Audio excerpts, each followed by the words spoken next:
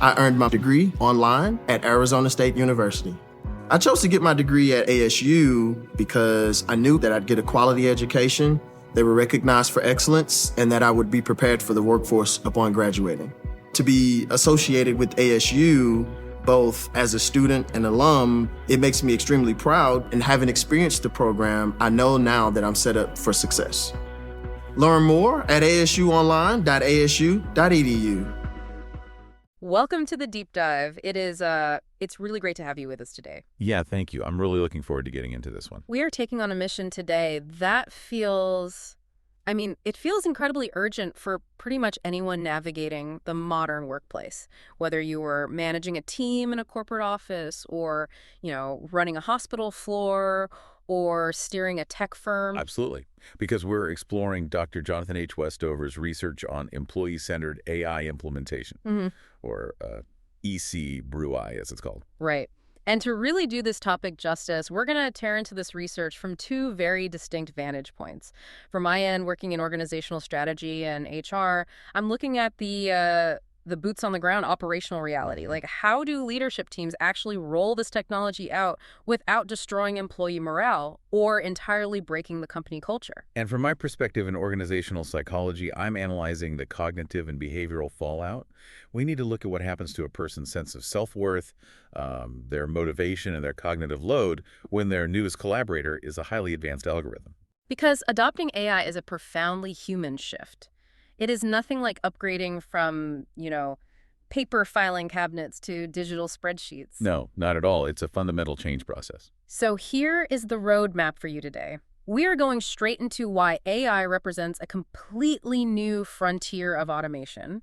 We'll look at how it directly threatens and can actually save our professional identities. And finally, we will break down the 3 practical pillars that organizations have to build to survive this shift. It's a complex journey, moving from understanding a very real psychological threat to actually implementing structural organizational solutions. Okay, let's unpack this. We've spent decades adjusting to physical automation. We all understand the concept of a robotic arm on a factory floor taking over routine manual labor. Right, the classic assembly line robot. Exactly. But Westover's research highlights that AI crossing the threshold into cognitive work, things like natural language processing, predictive modeling, complex judgment, it's a completely different psychological earthquake for the workforce.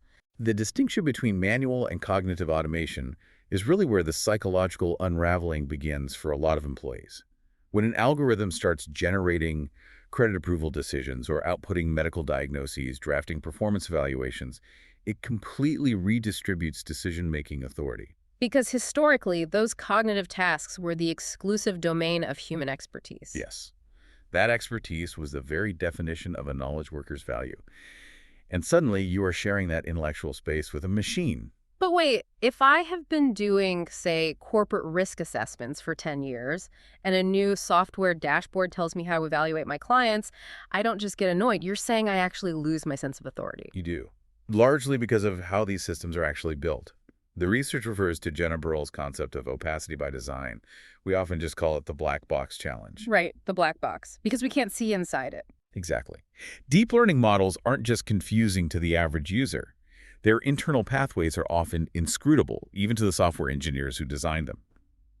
You feed in massive amounts of data, and you get a highly sophisticated, incredibly confident output. Yeah. But the exact logic the algorithm used to get there Remains totally hidden. It remains hidden, yes. It's like having a genius colleague who drops the perfect, most comprehensive answer on your desk, but absolutely refuses to show their work. And if you ask them how they calculated it, they just blink at you in binary. From an operational standpoint, you just have to blindly trust them. And that forced trust leads to a really dangerous psychological trap that researchers call a shift in epistemic authority. Epistemic authority. Yeah, because the algorithm is viewed as objective, devoid of human fatigue, driven by millions of data points. Human workers begin to subconsciously assume it is infallible. Instead of actively collaborating with the AI, they fall into a state of passive deference. But if you are a seasoned professional, wouldn't you naturally push back if a machine gave you a weird or counterintuitive answer? Like, why would a veteran employee just defer? I mean, you would hope they would push back. But the psychological weight of the machine's perceived objectivity is heavy. If you're working alongside a black box that leadership has touted as the ultimate analytical tool, questioning it feels like a massive professional risk. Oh, I see. If the machine is supposed to be perfect, disagreeing with it makes you look like the bottleneck. Precisely. Employees stop applying their own hard-won judgment. Over time, that passive deference results in a profound degradation of human agency. The employee stops feeling like a domain expert and starts feeling like a glorified button pusher. Which brings us to a massive operational crisis. If you have a workforce of highly paid experts who feel like glorified button pushers, you are going to see engagement absolutely plummet. The research calls this the threat to work meaningfulness. If we connect this to the bigger picture, we can look at how organizational psychology actually defines that meaningfulness.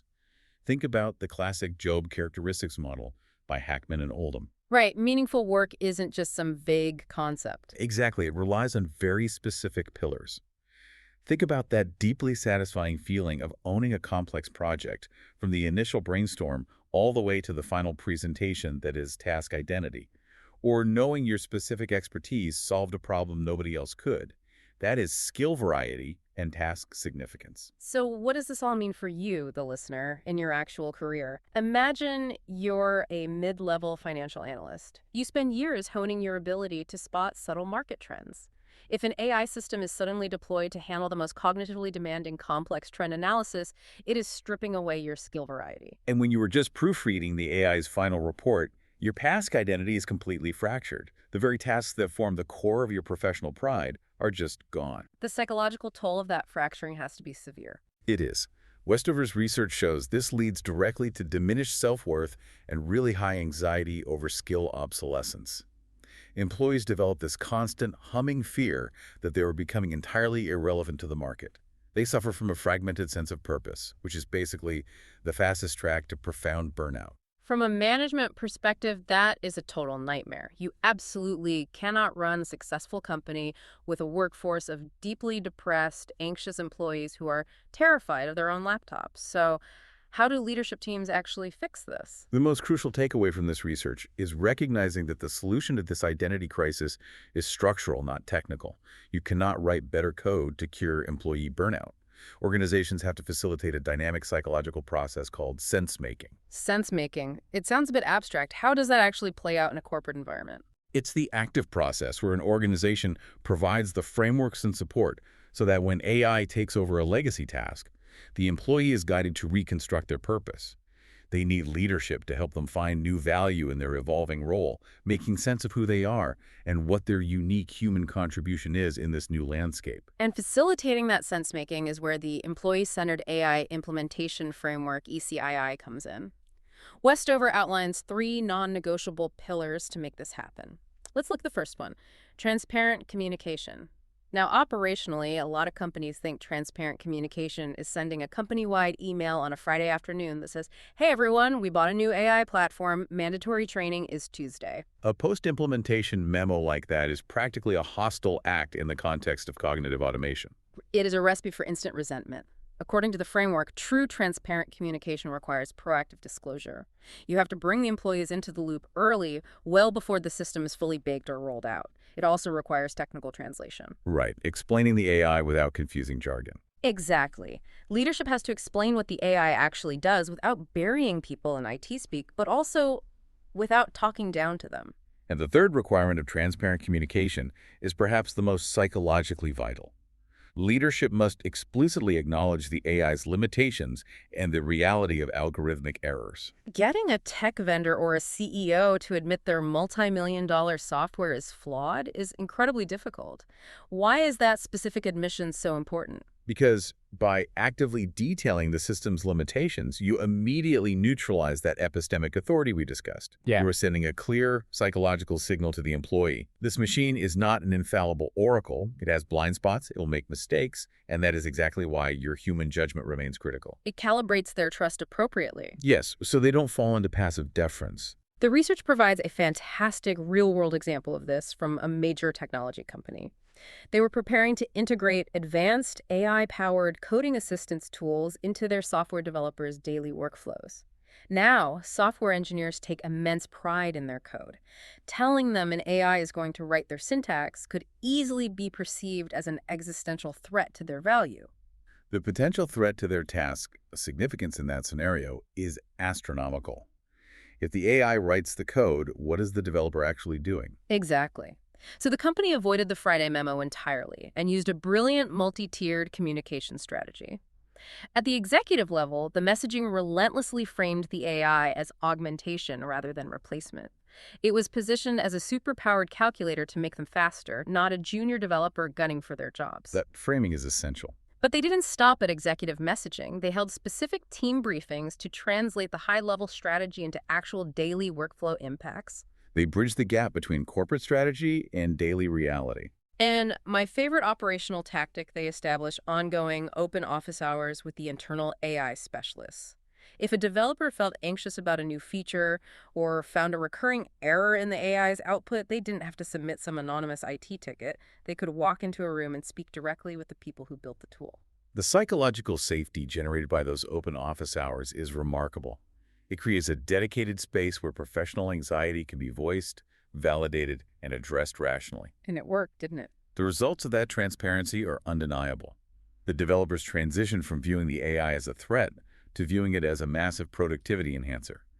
The AI handled the tedious, routine coding syntax, which freed the human developers to elevate their focus to complex system architecture and creative problem solving. They successfully reconstructed their work meaningfulness. Which is a huge operational win. But transparent communication is really only the first step.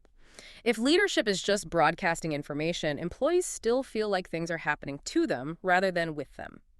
Here's where it gets really interesting.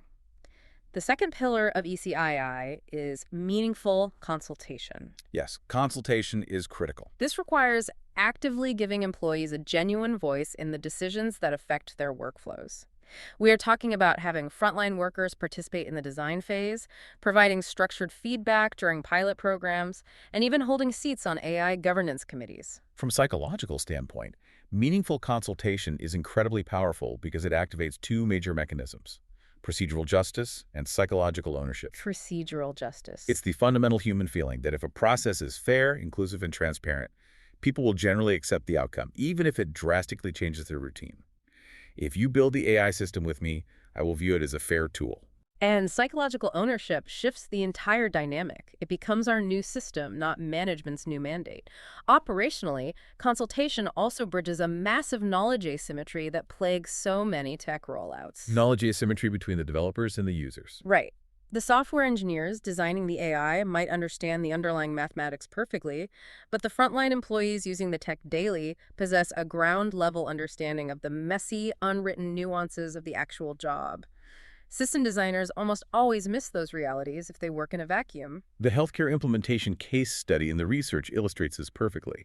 A healthcare technology manufacturer was developing AI-assisted medical imaging tools.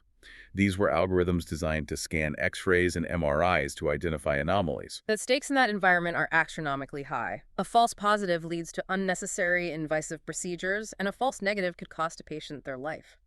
The black box problem is acute when you are dealing with clinical outcomes. Which is exactly why their consultation strategy was so rigorous. They didn't just ask for feedback after the tool was built. They embedded actual radiologists and clinical technicians into the development lifecycle from day one. That's a massive commitment. It is. They formed multi-professional working groups. These groups would take the algorithm's preliminary outputs and review them against real historical clinical cases. The human clinicians were literally checking the machine's homework. And through that collaborative process, they identified numerous situations where the AI's recommendations, while mathematically logical, were unhelpful, confusing, or just downright dangerous in a real-world clinical context. The clinical reality clashed with the mathematical model. It is a masterclass in merging human clinical judgment with algorithmic scale. By actively consulting the end users, the designers were able to iterate and fix those operational flaws before the system was ever deployed on a hospital floor. But look at the psychological transformation for those clinicians. Because they had actively trained the system and corrected its flaws, the clinicians ended up deeply trusting the AI. It was integrated into their daily routine as a collaborative advisor rather than an alien disruptive force dropped onto their desks by hospital administration. Post-implementation satisfaction was incredibly high because they felt a profound sense of ownership over the tool's success. They maintained their epistemic authority. The AI provided an incredibly fast, data-driven second opinion, but the radiologist remained the unquestioned, ultimate expert in the room. That dynamic preserves their work meaningfulness entirely. It is a perfect operational outcome. But to reach that level of seamless collaboration, employees actually need to know how to engage with the system safely. Integrating them into the design process builds that initial trust. But once the system is live on their desktop, trust isn't enough. They actually need to know how to push back against it. That brings us to the third and final pillar: capability building through training. As someone who has sat through countless corporate software rollouts, a 1-hour webinar showing you where the new login button is located does not count as capability building.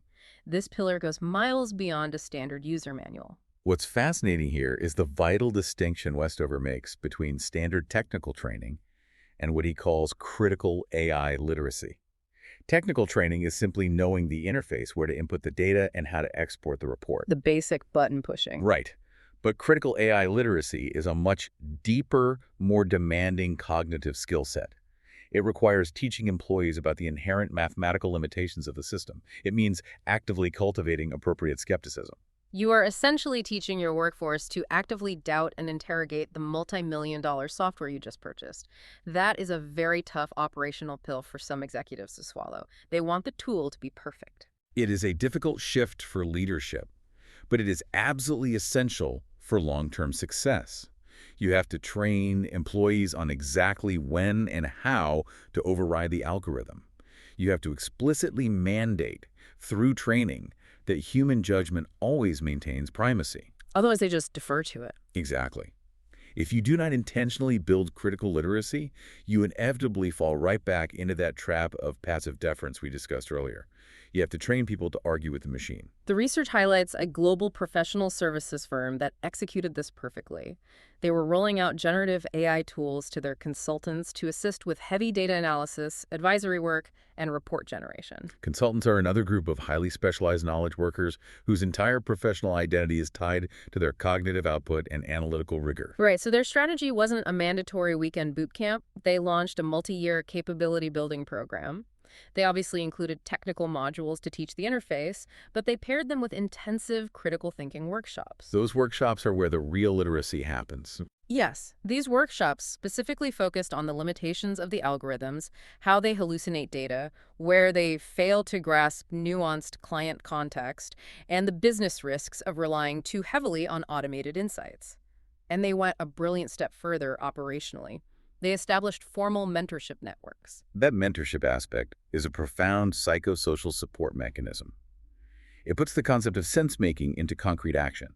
You pair a less experienced consultant who might be intimidated by the AI with a veteran who has already successfully integrated it into their practice. The veteran can say, look, here's how I use the AI to do the tedious data sorting and preliminary research in 20 minutes so I can spend my actual time focusing on the high-level strategic advisory that the client actually pays me for.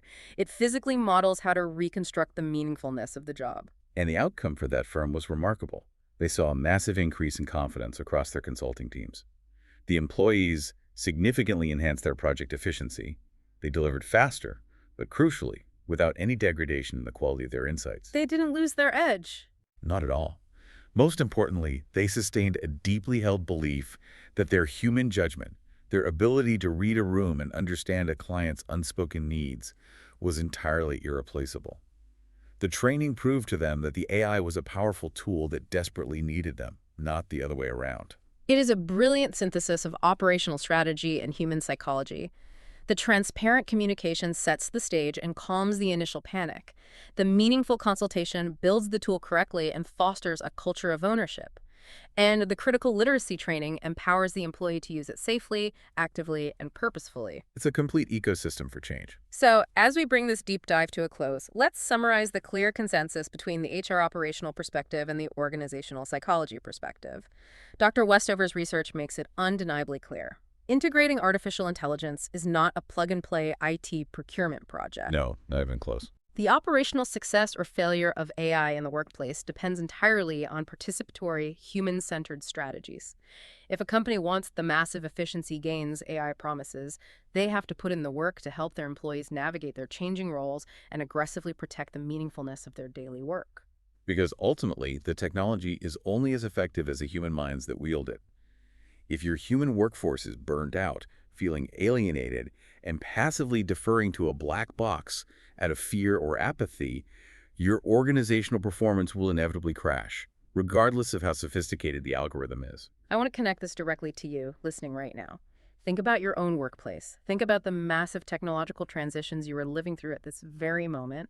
Are you being treated as a collaborative, respected partner in that change? It's a crucial question. Are you receiving transparent communication about the tools you use, meaningful consultation and how they are deployed, and critical training on how to challenge them? Or are you being treated as a passive subject of corporate automation? It is absolutely worth asking those questions in your next team meeting or one-on-one. And as you reflect on your own workplace, I want to leave you with a final, somewhat provocative thought to mull over. We've spent this entire deep dive discussing how human leaders and organizations must implement human-centered strategies to thoughtfully integrate AI today. But AI models are not static. They are becoming exponentially more autonomous. That's true. They're evolving fast. They're increasingly capable of analyzing their own operational efficiency, identifying workflow bottlenecks, and rewriting their own processes. So what happens in 5 or 10 years when the AI becomes sophisticated enough to begin designing the organizational structures and the HR practices itself? When the algorithm is the one determining the most efficient, optimal way to roll out new systems to the human workforce? Will the AI of tomorrow be consulting us on how we feel about the change, or will we be consulting it? Wow. That is a heavy, completely paradigm-shifting question to end on. It really forces you to look at the future of work differently. Thank you so much for joining us on this deep dive into the human side of artificial intelligence. We hope this exploration has given you a powerful new framework for understanding and navigating the changes happening in your own professional life. Keep questioning the systems around you, keep pushing for that critical literacy, and we will catch you on the next one.